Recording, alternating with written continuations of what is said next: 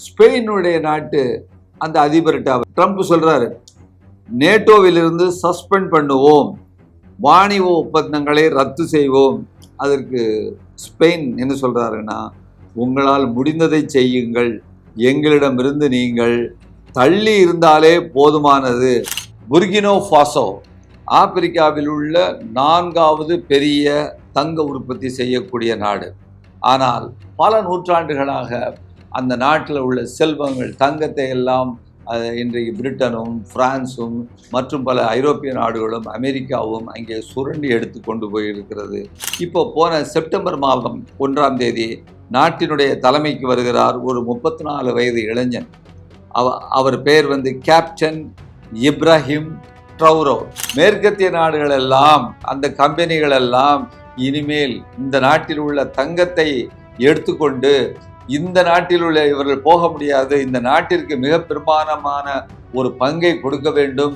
அந்த அமெரிக்க நாடுகளும் அந்த வெஸ்டர்ன் கண்ட்ரிஸும் இது போன்று எல்லா நாடுகளும் விழித்துக் கொள்கிறார்கள் என்கின்ற ஒரு பயம் ஏற்பட்டு விட்டது. எல்லா நாடுகளும் விழித்துக் கொள்ள ஆரம்பித்து விட்டார்கள்.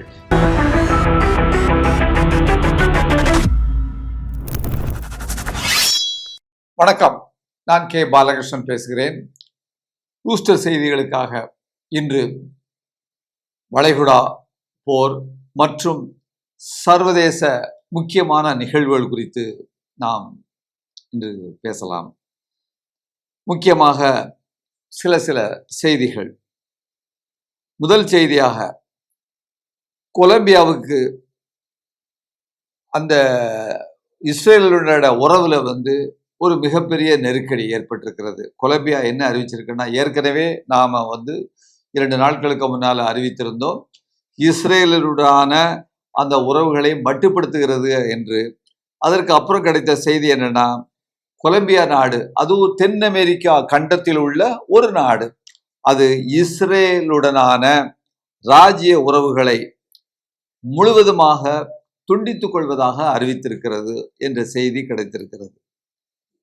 இஸ்ரேல் அந்த நாடு உலகத்தில் உள்ள நாடுகளில் இருந்து ஒவ்வொன்றாக தனிமைப்படுத்தப்பட்டு வருகிறது என்ற செய்தி நமக்கு கிடைக்கிறது. அடுத்து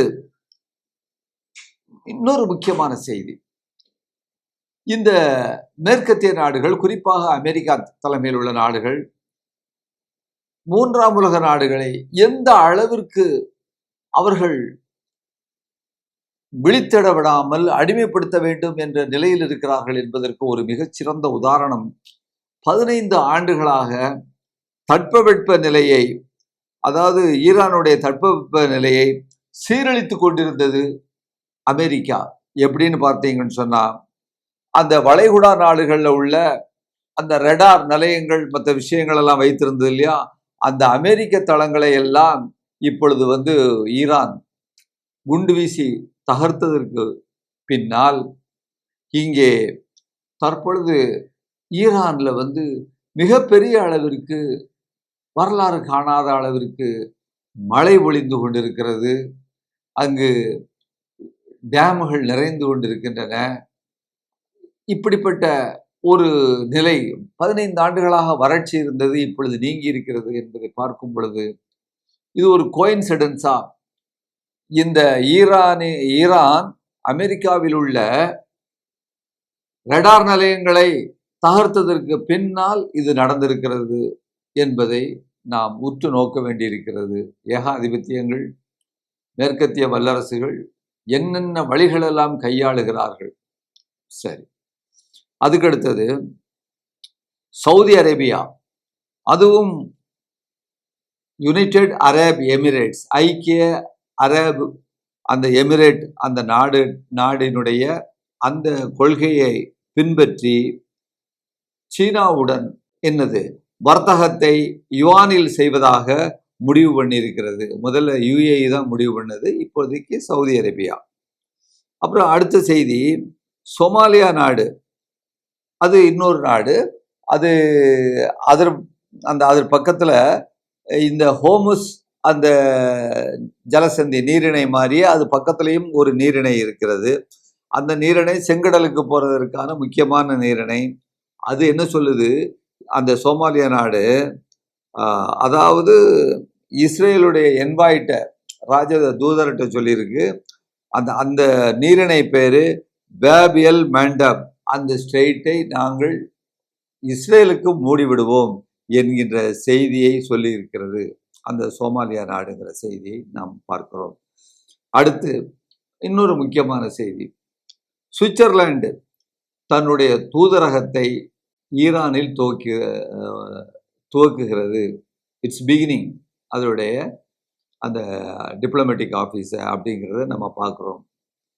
அடுத்ததாக ட்ரம்ப்புக்கும் நெதன்யாவுக்கும் ஒரு மாபெரும் அதிர்ச்சி ஏற்பட்டிருக்கிறது.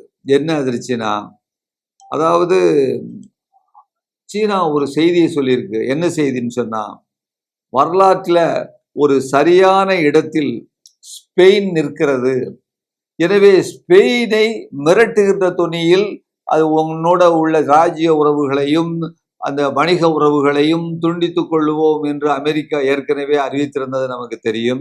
இப்பொழுது சீனா அரசு சொல்லுகிறது என்றது, ஸ்பெயினுடன் நாங்கள் இணைந்து நிற்கிறோம், எது குறித்தும் நீங்கள் கவலைப்படாதீர்கள் என்ற செய்தியை சீனா அறிவித்திருக்கிறது. இது ஒரு செய்தி. இன்னொரு முக்கியமான செய்தி, தென்கொரியா ஈரான் நாட்டிற்கு ஈரானுடைய வெளியுறவு அமைச்சர் அப்பாஸ் அந்த அரகாட்சியை ஒரு குழுவை அனுப்பி அவரை போய் சந்திச்சிருக்கிறாங்க.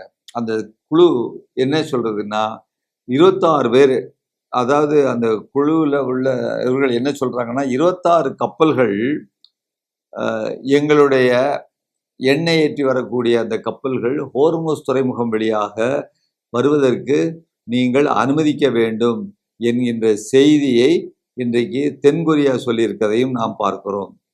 அடுத்த செய்தியாக ட்ரம்ப் அனௌன்ஸ் பண்ணியிருக்காரு, காலையில் 9 மணிக்கு, 2 நாளைக்கு முன்னால் காலையில் 9 மணிக்கு சொல்லியிருக்கிறாரு, எங்களை ஆலோசனை செய்யாமல் சீனா ஈரானுக்கு உதவி செய்கிறது என்பது குறித்து நாங்கள் வருந்துகிறோம். எனவே சீனாவிற்கு எதிராக பொருளாதார தடையை நாங்கள் அறிவிக்கிறோம் என்று ட்ரம்ப் காலையில் 9 மணிக்கு சொல்லியிருக்கிறாரு.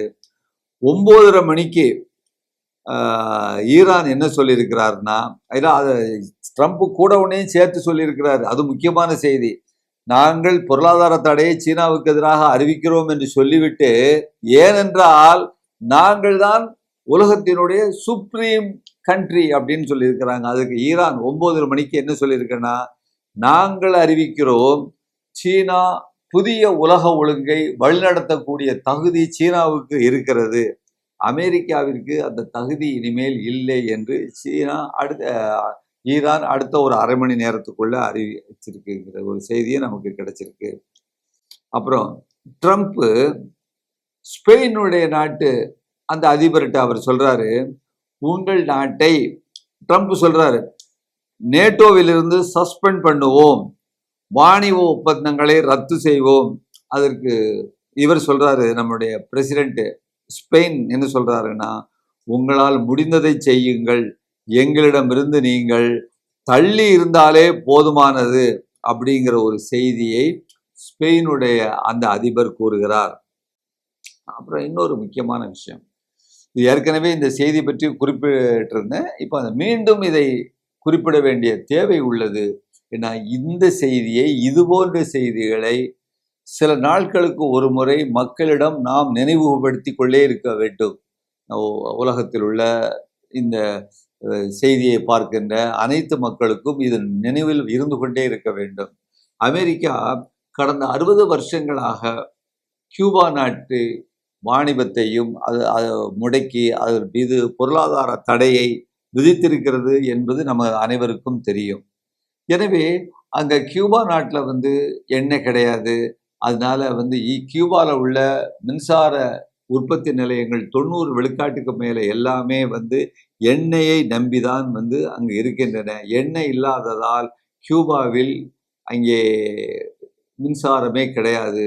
அது மருத்துவமனைகளாக இருந்தாலும் சரிதான், வீடுகளாக இருந்தாலும் சரிதான், அங்கே ஆப்ரேஷன் பண்ணுறது கூட கரண்ட் கிடையாதுங்கிற நிலைமை இருக்கும் பொழுது துருக்கி ஒரு அருமையான வேலையை செய்திருக்கிறது. என்ன செய்திருக்கிறதுனா, தன்னிடம் உள்ள கார்பவர் ஷிப் அப்படிங்கிற ஒரு நிறுவனம், அந்த நிறுவனம்க்கு கப்பல் இருக்கு. அந்த கப்பல் என்னன்னா, அந்த கப்பல்ல மொபைல் நகரக்கூடிய அந்த கப்பல், கப்பல்னா மொபைல், அதுல மின்சாரத்தை உற்பத்தி பண்ணக்கூடிய பிளான்ட் அங்கே இருக்கிறது.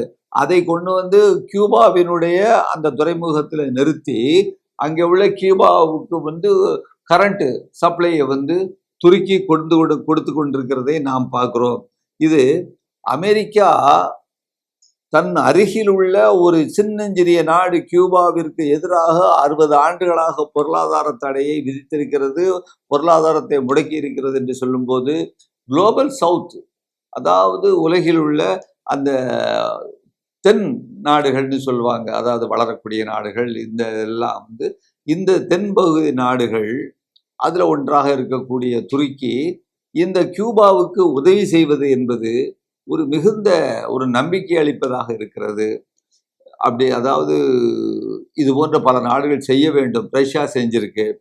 அப்போ இந்தியாவை பொறுத்தளவில் நாம் சொல்ல வேண்டும் என்று சொன்னால், இந்தியாவில் உள்ள பல்வேறு இடதுசாரி அமைப்புகளும் ஜனநாயக அமைப்புகளும் கியூபாவுக்கு ஆதரவாக பணங்களையும் பொருள்களையும் அங்கிருந்து இங்கே உள்ள கியூபா தூதரகத்தில் கொண்டு போய் கொடுத்து அதை கொண்டு சேர்ப்பதற்கான முயற்சிகளில் தொடர்ந்து செய்து கொண்டிருக்கின்றன.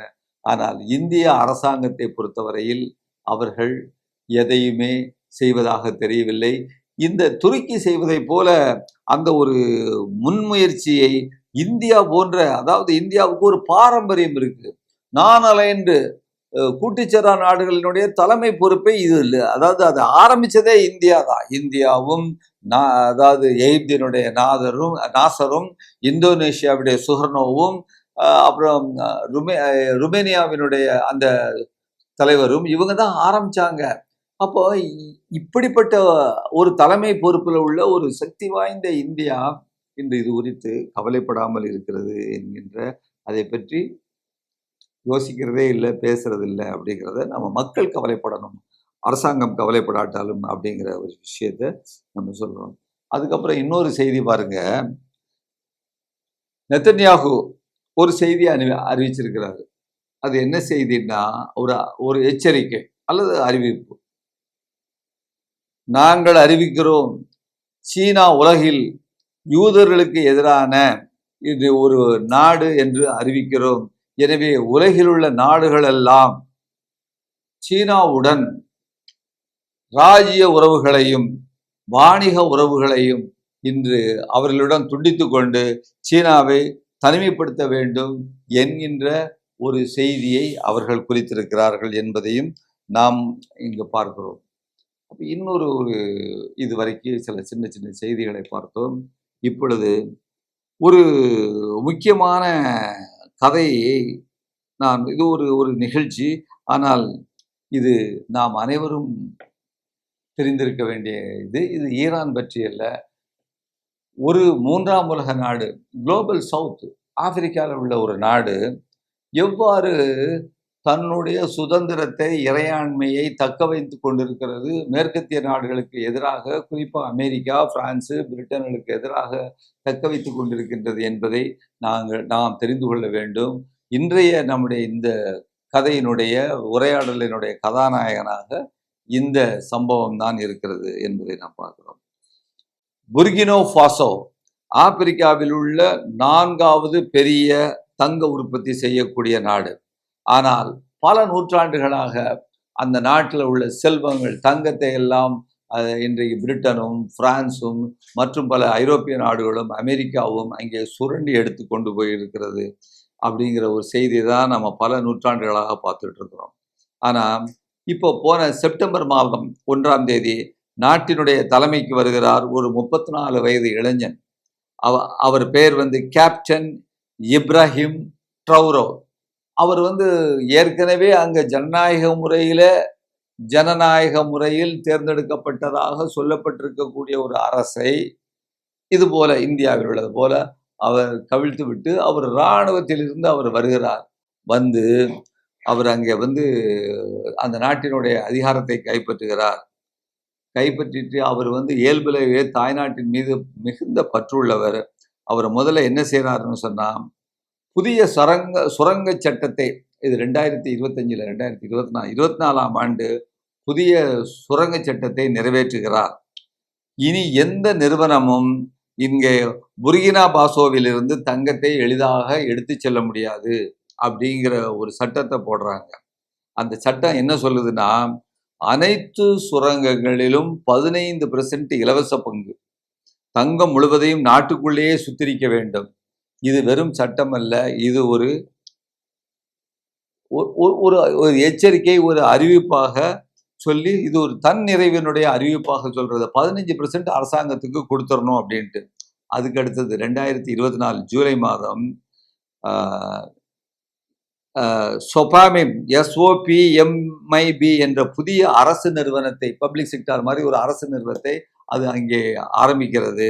அதனுடைய வேலை என்னன்னா, அரசின் பங்கை மீட்டெடுப்பது அப்படிங்கிறதும், பொருளாதார ரீதியாக எவ்வளவு தங்கம் இருக்கு, நமக்கு கிடைக்க வேண்டியது இருக்குங்கிறத கணக்கு போடுறதும் தான் அந்த நிறுவனத்துடைய வேலையாக அவர்கள் செய்கிறார்கள். அடுத்தது ஆகஸ்ட் மாதம் 24ஆம் தேதி வெளிநாடுகளில் உள்ள மேற்கத்திய மாபெரும் நிறுவனங்களின் 5 தங்க சொத்துகள் இரண்டும் ஒரே நாளில் சொத்துக்கள், அதுக்குடைய லைசன்ஸ் எல்லாத்தையுமே பறிச்சுட்டு அதை அரசுடைமை நேஷனலைஸ் பண்றாங்க 2024. அப்போ இது சாதாரணமாக என்ன யோசிப்பாங்க பாருங்க, ஒரு நாட்டில் இருந்து ஆப்பிரிக்கான்னா அவர்களுடைய புத்தியில கருப்பர்களுடைய நாடு, அடிமைகளாக இருந்தவர்களுடைய நாடு, அவர்களுடைய நாடுகளிலிருந்து தங்கங்களை ஏதோ ஃபுல்லா தங்கம் வைரம் இது எல்லாத்தையும் நம்ம எடுத்துட்டு வரோம். அவர்களுக்கு முடிஞ்ச அந்த தலைவர்களும் இங்க நினைக்கிற அந்த இருக்கவங்களுக்கு ஏதோ கமிஷனை கொடுத்துட்டு போகலாம் அப்படிங்கிற மாதிரி தான் செஞ்சுக்கிட்டு இருப்போம் அப்படிங்கிற மாதிரி செஞ்சாங்க இல்லையா. ஆனால் இவர் 2024 வந்ததுக்கு அப்புறம் சூழ்நிலையை மாற்றுகிறார். உலக சந்தையில மிகப்பெரிய பரபரப்பு ஏற்படுகிறது. இவருக்கு எதிராக மிகப்பெரிய அமெரிக்காவும் பிரான்சும் பிரிட்டனும் பெரிய பெரிய செய்திகளையும் நிறுவனங்கள் எல்லாம் மிலிட்ரி இன்டர்வென்ஷன் இன்னைக்கு ஆப்பிரிக்கா மேல கொண்டு போகணும் அப்படின்லாம் சொல்றாங்க. 2025 ஜூன் 12ஆம் தேதி அந்த 5 நிறுவனங்கள் இருக்கு, அங்க தங்கத்தை எடுக்கக்கூடிய அந்த 5 நிறுவனங்களுடைய சொத்துக்களையும் முழுமையாக தேசியமயமாக்கக்கூடிய செய்தி முடிகிறது. ரேட்டர்ஸ்னு சொல்லக்கூடிய செய்தி நிறுவனம் இந்த செய்தியை வெளியிடுகிறது.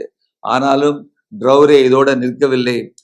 அதே மாதம் கியாக்கா தங்க சுரங்கத்துல உற்பத்தியை தொடங்குறாங்க. ஆஸ்திரேலியா நிறுவனத்துடன் இணைந்து புர்கினா ஃபசோ புதிய ஒரு விடியல் பயணத்தை தொடங்குகிறார். 15% இந்த நாட்டுக்கு கொடுத்துக்கிட்டு இருந்த, இந்த தலைவர்களுக்கு கொடுத்துட்டு இருந்த அந்த ரேஷியோவை 35% நாங்கள் உயர்த்தி தருகிறோம் அப்படின்னு சொல்லிட்டு அந்த நிறுவனங்கள் சொல்லுது. ஏன்னா அந்த நிறுவனங்கள் தான் அவங்களுக்கான மாடர்ன் கேட்ஜெட்ஸு, சுரங்க தோண்டக்கூடிய விஷயங்கள்லாம் வச்சிருக்கிறாங்க.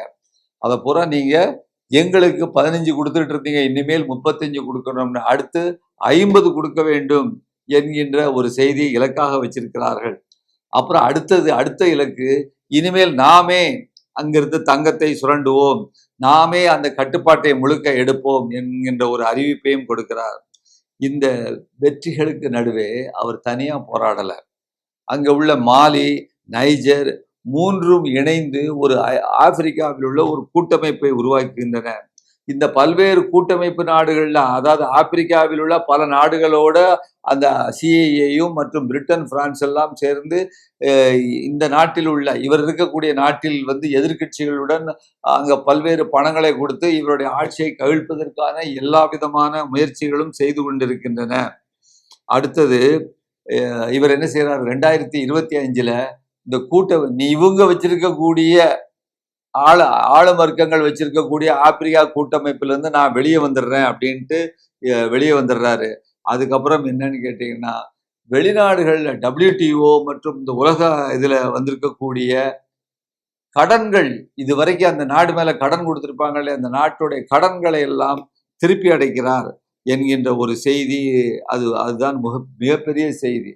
அது பெரிய அளவிற்கு அந்த அவங்ககிட்ட உள்ள அந்த டன் கணக்கில் உள்ள அந்த தங்கத்தை கொண்டு போய் வச்சு, இனிமேல் நாங்கள் யாருக்கும் மேற்கத்திய நாடுகளுக்கு அல்லது IMFக்கு அல்லது WTOவுக்கு கடனாளியாக இல்லை என்பதை அறிவிக்கிறார். என்ற செய்தி.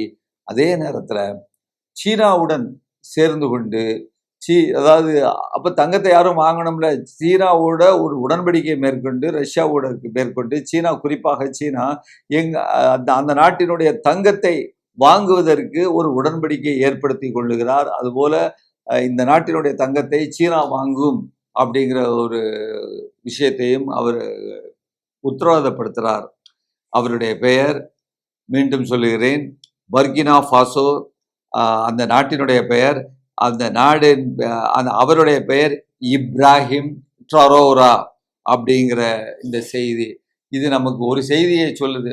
அவர் ஒரு டிக்டேட்டரா இருந்து, அவர் ஒரு சர்வாதிகாரியா இராணுவத்திலிருந்து வந்தால் கூட, இது போன்ற வருகிறவர்கள் ஒரு என்ன சொல்றது, மிக குறைந்த அளவுக்கு பெர்சன்டேஜ் தான் இந்த மாதிரி தனிநபர்கள் வர்றாங்க. ஆனா இவர்கள் செய்த செய்தி என்னன்னு கேட்டீங்கன்னா, இன்றைக்கு மேற்கத்திய நாடுகள் எல்லாம், அந்த கம்பெனிகள் எல்லாம் இனிமேல் இந்த நாட்டில் உள்ள தங்கத்தை எடுத்துக்கொண்டு இந்த நாட்டில் உள்ள இவர்கள் போக முடியாது, இந்த நாட்டிற்கு மிக பெரும்பாலான ஒரு பங்கை கொடுக்க வேண்டும் என்கின்ற ஒரு விஷயத்தை அவர் செய்திருக்கிறார் என்று சொல்லும் பொழுது, இது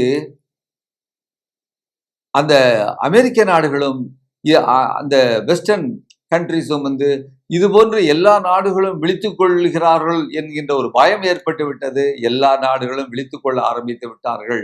எல்லா நாடுகளும் இவரோடு ஒருங்கிணைந்த முறையிலே எங்களுடைய நாட்டில் உள்ள எல்லா பொருள்களும் எங்களுக்கே என்கின்ற முறையிலே இன்றைக்கு மிகப்பெரிய போர்க்கடியை தூக்கி இருக்கிறார்கள். இந்த செய்தி உலக அளவிலே, குறிப்பாக நம்மை போன்ற நாடுகளில் பெரிய அளவிற்கு பரவவில்லை.